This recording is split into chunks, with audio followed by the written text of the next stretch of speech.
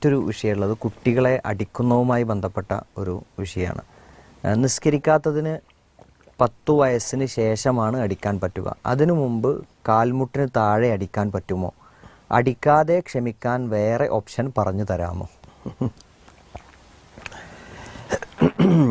നമ്മളെപ്പോഴും ചിന്തിക്കുന്ന ഒരു കാര്യം, നമുക്ക് എങ്ങനെയാണ് നമ്മുടെ കുട്ടികളെ അടിക്കാൻ കഴിയുന്നത് എന്നുള്ളതാണ്. നമ്മളങ്ങനെ ചിന്തിച്ച് നോക്കിയാൽ നമുക്കെങ്ങനെ, നമ്മുടെ കുട്ടികൾ എന്ന് പറഞ്ഞാൽ എന്താണ് നമ്മളുടെ, അപ്പോൾ പ്രത്യേകിച്ച് ഉമ്മമാർക്ക്. അപ്പോൾ എൻ്റെ ഒരു ചിന്ത പറയാൻ കേട്ടോ, ഈ അടിക്കുക എന്ന് പറഞ്ഞാൽ ശരിക്കും എന്തുള്ളൂ വെച്ചാൽ ദേഷ്യം വരുമ്പോൾ അടിക്കുന്നതിന് നമ്മൾ പണിഷ്മെന്റ് എന്ന് പറയാൻ പറ്റില്ല. അല്ലല്ലോ, ദേഷ്യം വരുമ്പോഴല്ലല്ലോ അടിക്കേണ്ടത്. ഈ അടി എന്താന്ന് ചോദിച്ചാൽ നമ്മൾ എന്ത് ചെയ്യണം, അവനെ വിചാരണ ചെയ്ത് ബോധ്യപ്പെടുത്തിയിട്ട് കൊടുക്കുന്നതാണ് ശിക്ഷ. അല്ലെങ്കിൽ ഇന്ന പ്രവൃത്തിക്ക് ഇന്നതുണ്ട് പറഞ്ഞ് മുന്നറിയിപ്പ് കൊടുത്തിട്ട് അടിക്കുന്നതാണ് നമ്മൾ. ഈ അടികളൊന്നും അങ്ങനെയല്ല. അങ്ങനെ ഒരു കുട്ടിനെ നമുക്ക് അടിക്കാൻ കഴിയൂല. അപ്പം ആ കുട്ടി നല്ലൊരു ഇതിൽ നിൽക്കുമ്പോൾ എന്ത് ചെയ്യാണ്, ഓനോട് നിസ്കരിക്കാൻ വേണ്ടി 10 വയസ്സായി നിസ്കരിക്കാൻ വേണ്ടി പറഞ്ഞില്ലെങ്കിൽ അടിക്കണമെന്നാണ്. അപ്പം അടിക്കാനുള്ളൊരു ശരയായ അനുവാദം പാടെയുണ്ട്.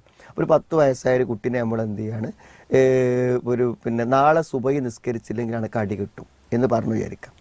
ഓനെ സുബഹിക്ക് നമ്മൾ വിളിച്ചു നീച്ചില്ല, ഒരു 8 മണിക്ക് എഴുന്നേറ്റ് വരുമ്പോൾ നമ്മൾ എന്ത് ചെയ്യാണ്, വളരെ സമാധാനത്തിൽ ഭക്ഷണമൊക്കെ കൊടുത്തിട്ട് എന്ത് ചെയ്യപ്പെടവാ, ഇന്ന് എപ്പോഴാണ് നീച്ച് 8 മണിക്ക് സുബഹി നിസ്കരിച്ചില്ല എന്നാൽ കൈയിട്ട് എന്ന് പറഞ്ഞിട്ട് ആണോ നമ്മൾ അടിക്കണത്? അല്ലല്ലോ. ഇപ്പോൾ സ്കൂളിലൊക്കെ മാഷന്മാർ അടിക്കൂലേ?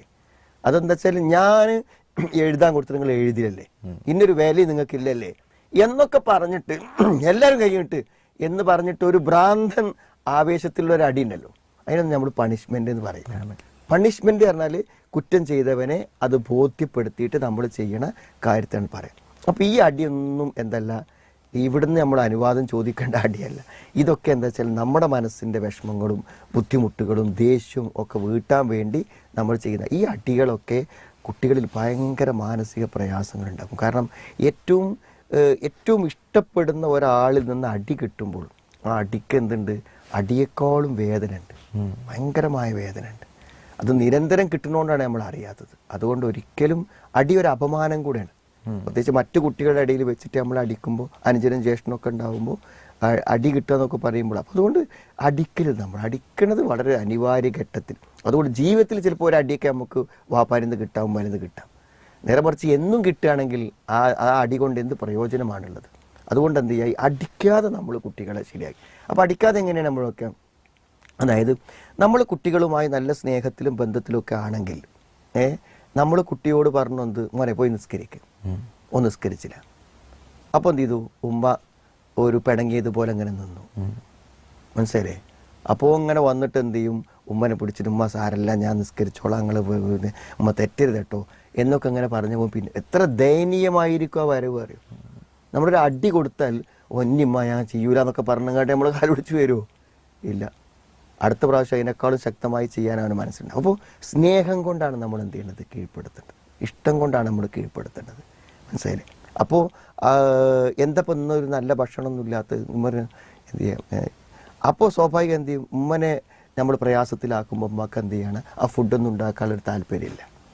നമ്മളെ കറക്റ്റ് വികാരം പ്രകടിപ്പിക്കുക. അപ്പോൾ സ്വാഭാവികമായും അവനത് സ്വാധീനിക്കും.